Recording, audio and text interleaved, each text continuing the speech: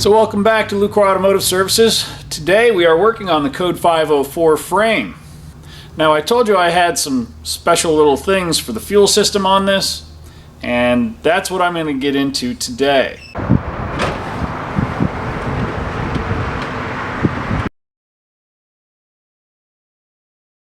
These trucks originally came with the fuel tank in the cab, passenger's compartment, behind the driver's seat. I mean, it works. Not the best place to put a fuel tank. I don't really care for sitting on fuel tanks, but it's all good. That's the way they did it back then. So with this truck, it already had a rear-mounted tank, so it's already got a hole cut in the floor in the back of the bed, which I'm hoping to be able to reuse and not have to either replace the plank in the wood floor or move the filler. So I'm going to try to reuse a rear-mounted tank and not move my fill hole. So the nice thing about S10s is the two-door Blazers came with a rear-mounted tank. So a rear-mounted Blazer tank with all the tank straps and the skid plates will all just work in a S10 pickup frame. You can make them work pretty easily. So I got fancy with my rear tank install. I cut some 1.5 wide aluminum strips. I formed and fabricated straps so that I have one full-length strap that goes underneath the tank and then a second strap that goes over the tank that locks the tank into place. The tank's not going anywhere. It's one with the truck, and it's perfectly centered in the back of the tank. The nice thing about this tank is it's a 19-gallon fuel cell. It's made by GM. It's coated inside. It's brand new. We're not going to have any problems with rust or corrosion or really anything else. Now, one of the things I like to do when I build cars is I like to plan for future improvements. Since I'm going with this fuel tank, the sending unit that was used in the early, what was it, 90s? The late 80s to early 90s is what this fuel tank would be for a two-door Blazer. And the sending units are available. And it allows me to put a low pressure pump in. So this is like a 12 psi pump, if I remember right. It would have been used to run the 2.8 fuel injected V6s and the 4.3 fuel injected V6s. And it was a low pressure, low volume pump. They're pretty reliable. They mount in the tank, so they're cooled by the fuel, and they are also nice and quiet. One of the things that I don't like about frame rail mounted fuel pumps is they are loud, and I don't like listening to them. So whenever I can mount a fuel pump into the tank, I prefer to do so. So this guy literally is just going to drop into my tank.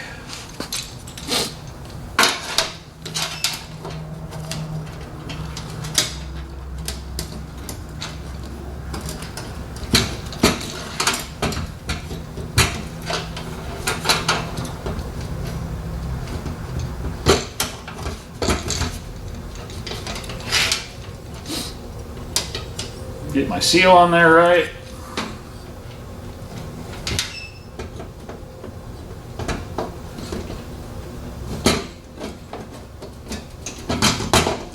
Oh. Get it under my tabs. My O-ring's messing with me.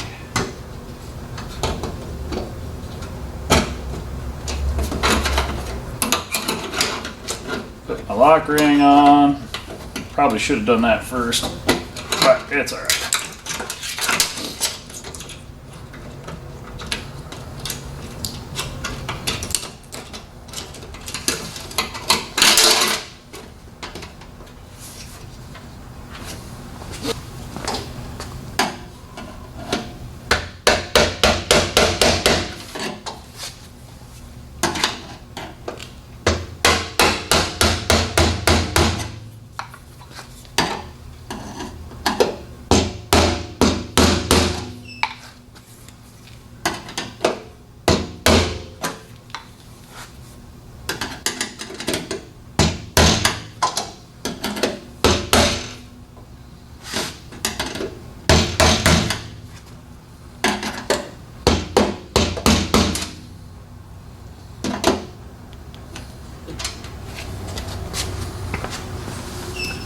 And voila!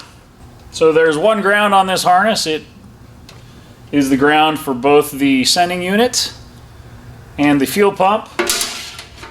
And I have a power wire for my fuel pump and a power wire for my fuel sending unit.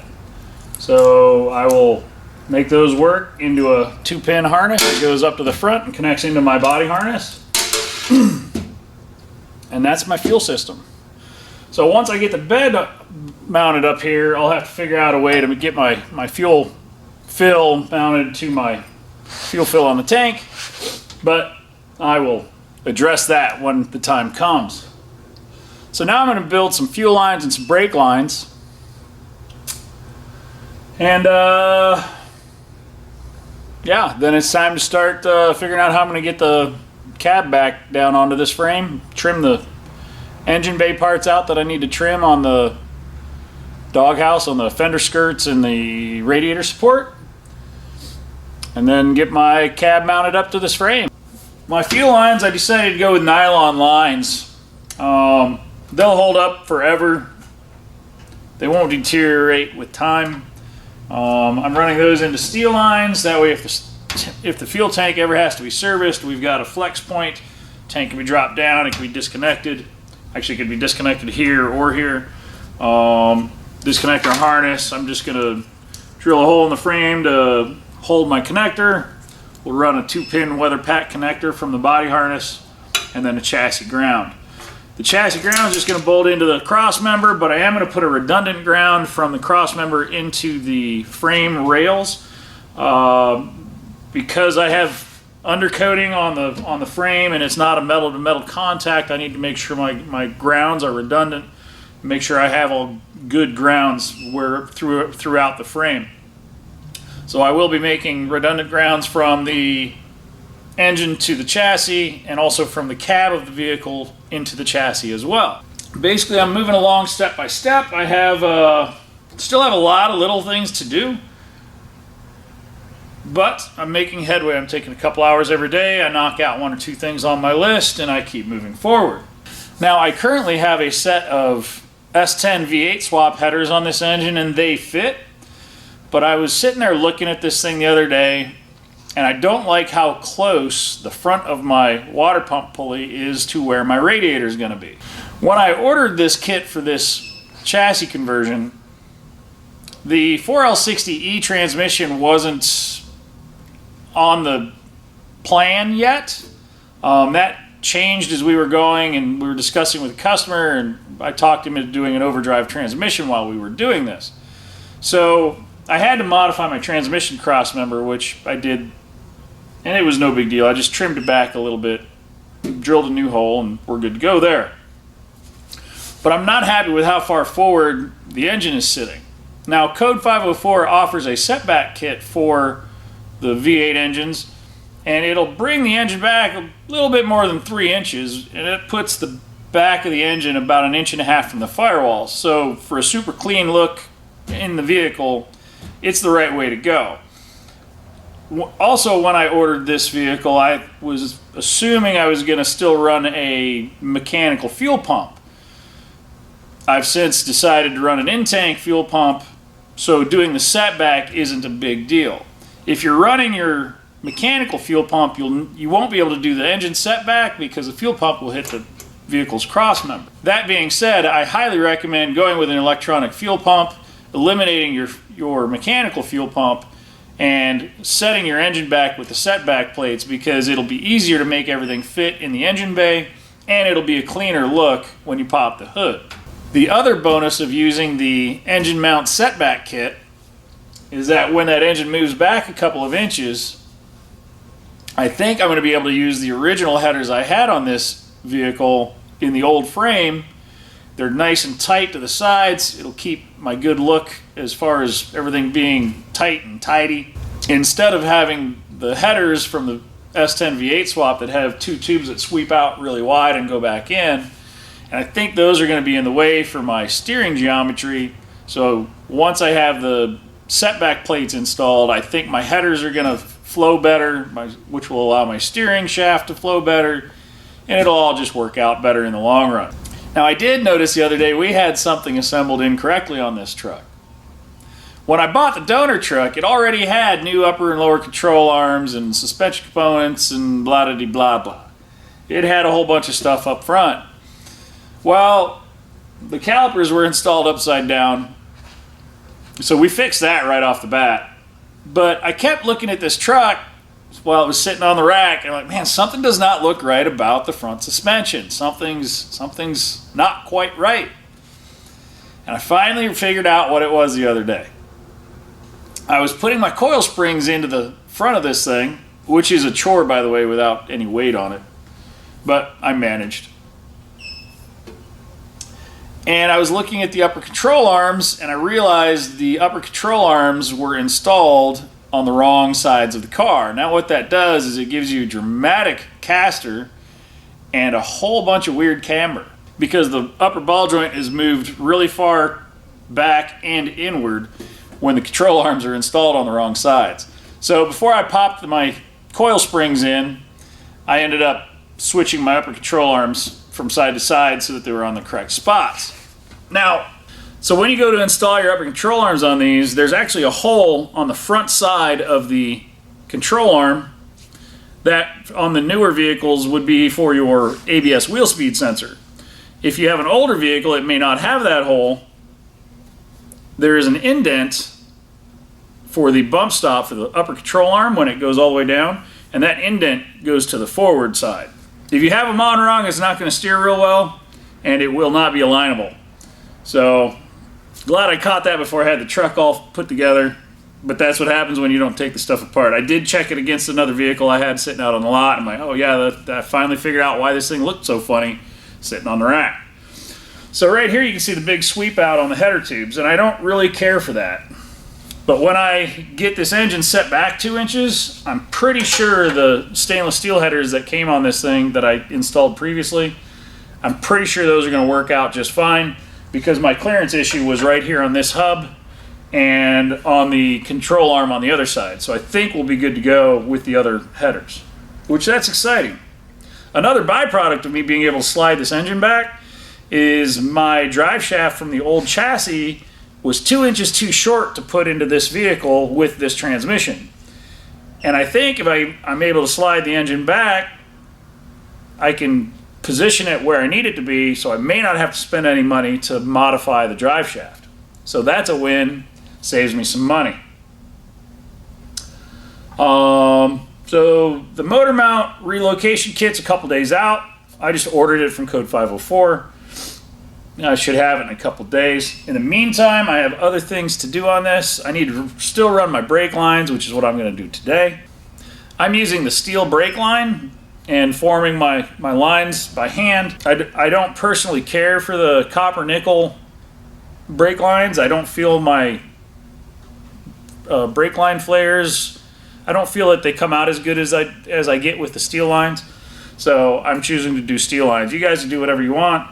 I'm sure there's somebody out there making kits that'll, have complete brake line kits, but I prefer to take a little bit of time, make them myself, route them the way I want them to be, and I end up with a nice final product. So one of the main reasons I am choosing to do the setback engine mounts is with this long water pump belt drive system, my radiator's going right across the front of this, right across the front of the pulleys. And I think it'll function a lot better with the engine set back a couple inches. I mean, even just 2 inches back, the motor mounts take the engine back 3 inches. I can move the engine forward and backwards on the motor mount plates, which will allow me to use my old drive shaft to put it into position. It still gets me back 2 inches. It should work out just fine. I think it's going to be a perfect placement when it's all said and done. So as I continue moving forward in this project, I keep finding different things I want to do to make this truck better. When doing the fuel system, I chose to use a S10 Blazer 2-door fuel tank. They're pretty inexpensive. They're readily available. And you can modify them to do anything you really want to do with them. The early S10s came with a small diameter sending unit that allows electronic fuel pump to be installed, nice and quiet, fuel cooled and in the tank. I chose to use an early tank unit style tank. It provides me a 19-gallon fuel cell. They work really well and they fit really nicely in the backs of these trucks. So if your vehicle is using an LS motor, you would want to use a later model tank because it has a large diameter tank unit style drop-in fuel sending unit. So if you're using an LS3 from, say, a Trailblazer SS, you could literally just get the entire tank unit from GM, drop it in the tank, plug it in, and go. It's one of the nice things about using the GM tanks out of the two-door Blazers. They fit really nice in the back between the frame rails. They're a 19 and I believe they have a 20-gallon tank as well. This one's a 19. But they're nice and tidy, they work well. Just an easy way to save some money on your fuel system. There's a lot of tanks out there that are available. They're a little spendy, they look really nice, they're really well crafted, but I like using the factory unit just because the cleanness and the ease of finding a tank unit and all the parts are readily available, and they're pretty affordable when it really comes down to it. It did take me a bit of time to make the tank straps to hold it in place, but I think the final product is really good and I'm really happy with how it turned out. Well, with that, I'm going to get back to work because I got a lot to get done today. And I just want to say thank you for watching. Like, subscribe, leave a comment. We love to hear from you guys. Have a great day.